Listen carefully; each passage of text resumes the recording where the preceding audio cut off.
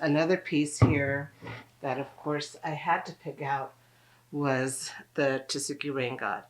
And my aunt Dominguita Beta made rain gods when she was alive, and she was very prolific. She would sell down at the porch at the Palace of the Governors in Santa Fe.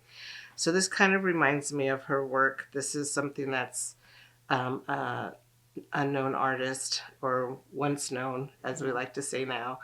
Um, but it's humorous as well. Munas, as we call them, from Tesuque Pueblo, are supposed to make you laugh. They're called they're fun makers. So you look at this piece, and what I like is the top of it, the little swirly designs, and then the eyebrows. So there's always something about the rain gods that I've seen some where they have eyelashes. Here they have eyebrows. Some have earrings, some don't. Some have the ears, some don't. But there's always, they're always holding a bowl, and their mouths are usually always open. So with the eyebrows, you wonder, is this supposed to be a male? The ones I've seen with eyelashes, then I think that those were female. So, you don't really know. So I think, I'm doing rain gods right now in my own clay work. So I'm really trying to keep the tradition.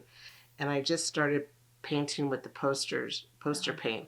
So I've mainly worked with micaceous clay.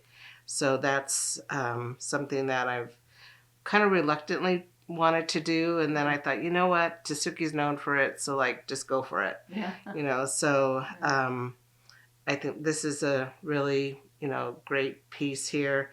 It does have some broken pieces to it, but it's very typical Tesuque Pueblo rain god.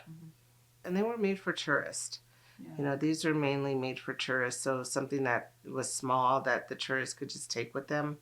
Because you saw a lot of rain gods made during that time.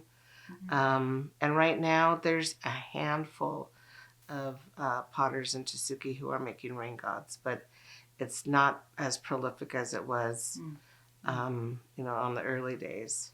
When the Fred Harvey tours would come, they go to the different pueblos, and of course people would sell under the portal, so they were tourist items.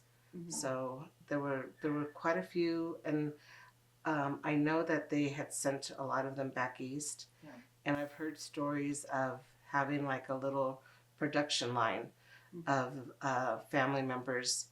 Someone would make the body, someone would make the head, someone would make the arms, and they would put them together and they would send them back east.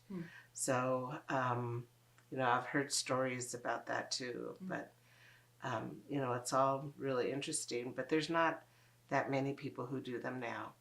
So it's kind of a dying art, and that's why I think it's really important to continue with that tradition.